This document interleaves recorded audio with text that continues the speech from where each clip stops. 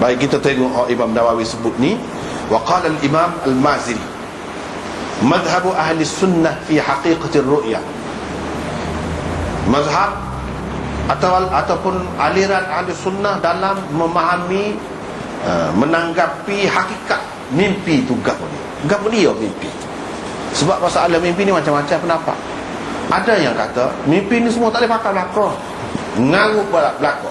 Ia termasuk dalam adghafu ahlam, permainan tidur. Mimpi permainan tidur adalah tak kira molek ke tak molek ke, tak boleh nak pakai belaka, tak boleh nak pegang belaka. Ada yang kata mimpi ni sebenarnya dia didorong oleh mizaj, perubahan mizaj seseorang itu. Ni dia terlalu terpengaruh dengan falsafah Yunan, dengan perubatan Yunan yang meletakkan asas penyakit mizaj manusia ni atas 4 akhlak, 4 cecair, balgham, safra, sauda, dan dam, taruh. Mana kalau seseorang tu dia mimpi dia lemah ke air ke banyak, sebenarnya balgham dia banyak. Dia kata kot tu, dia orang ikut tu. Kalau seseorang tu nampak api ke apa, itu sebenarnya safra dia tu yang terganggu, cecair safra dia yang dikeluarkan oleh empedu dia, hot tu yang terganggu. Itu pendapat masing-masing lah. Ada yang mengatakan mimpi ini sebenarnya ialah yang tersimpan di dalam hati manusia. Dia panggil akal tidak sedar. Akal tidak sedar duduk terpendam situ. Sebenarnya dia nak benda tu, tapi dia malu nak royak ke, ataupun benda tu payah nak capai, kan duduk dalam khayalan dia tu. Semasa dia sedar, dia boleh kawal benda tu, dia tak royak ke orang. Hak mudahnya kita kata dia nak ke perempuan tu lah. Semasa sedar dia tak royak, dia tak boleh kecak, dia terganggu lah. Benda ni hak dia nak tu. Dalam mimpi dia akan tubik. Sebab apa? Tekanan tu ringan, tidak kuat, dan kesedaran dia tu tak ada dah. Dia tidak boleh kawal benda tu, jadi tubik lah. Sebenarnya hak ni ia tersimpan di bawah akal, tak sedar dia. Itu pun satu pendapat juga. Ahli psikologi kata begitulah. Tapi bagi kita orang Islam ni senang, kita ada panduan. Nabi SAW sudah rakyat dah mimpi ni lagu mana, dan mimpi ni memanglah ada hak mengarut tu. Kita kata hak mengarut tu, adghaf tu ahlam, memang ada. Hak mengarut, hak daripada tekanan jiwa. Kita kata hak memang kita nak idaman hati kita, kita tak boleh nyatakan kepada orang. Tu tu pun Islam terima juga. Patutlah dalam hadis yang ketiga tu dia kata dekat ar-ru'ya as-salihah bushra min Allah. So betul mimpi. Ru'ya ta'zim minasyaitan. Itu dua. Yang ketiga, ru'ya mimma yuhaddithul mar'u nafsahu, yang merupakan bisikan jiwa, hati kecil manusia. Dia terima. Mana ada beberapa macam. Hak daripada syaitan kita tak boleh pakai. Hak bisikan hati itu pun tidak menjadi panduan juga. Cumanya kepada ahli psikologi boleh jadi panduan lah kepada dia.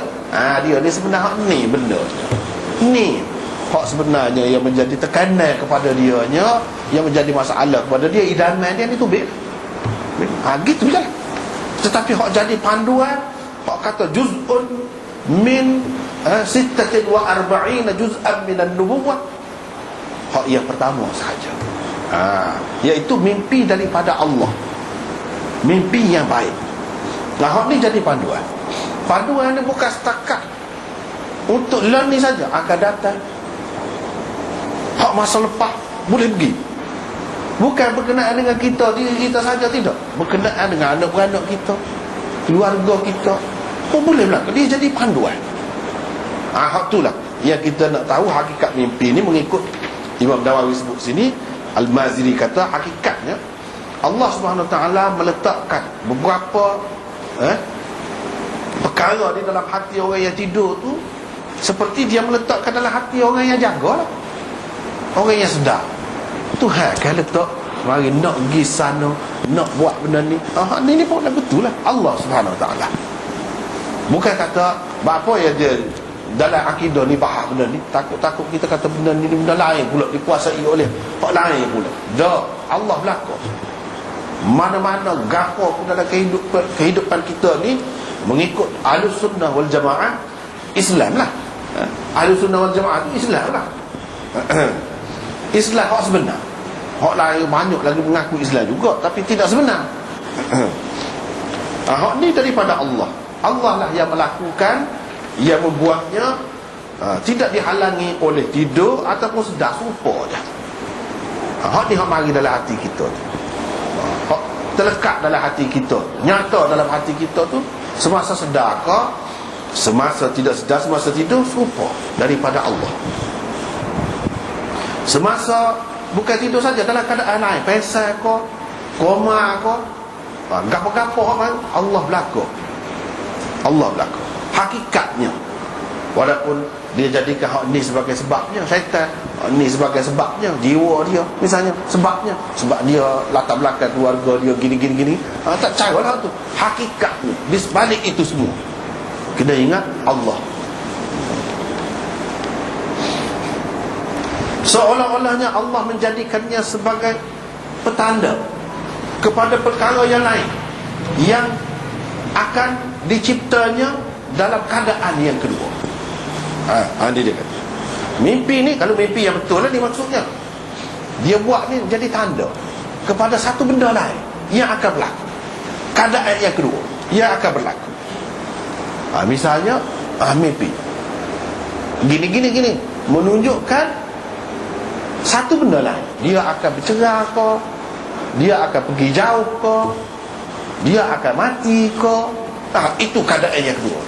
Ini menjadi tanda, petunjuk kepada hak tu.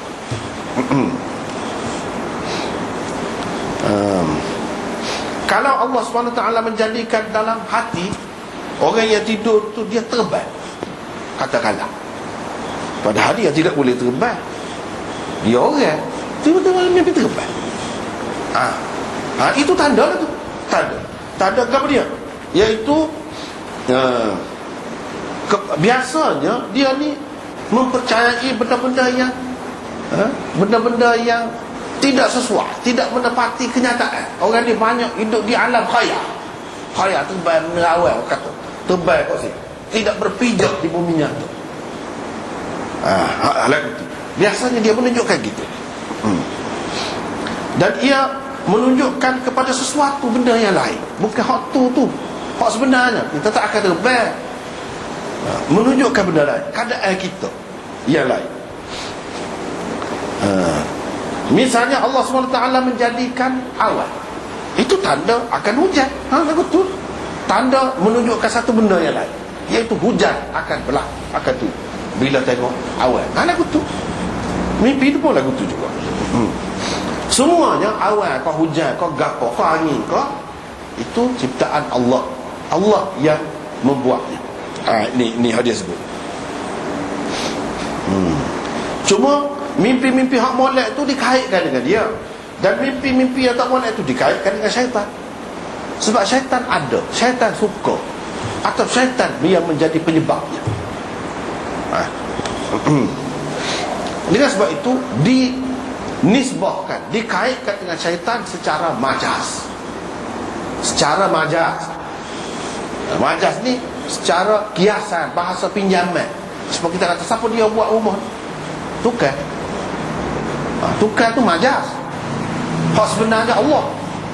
Walaupun nampak tukar, duk paku, duk buat apa, duk nyeming apa tu, hak sebenarnya Allah.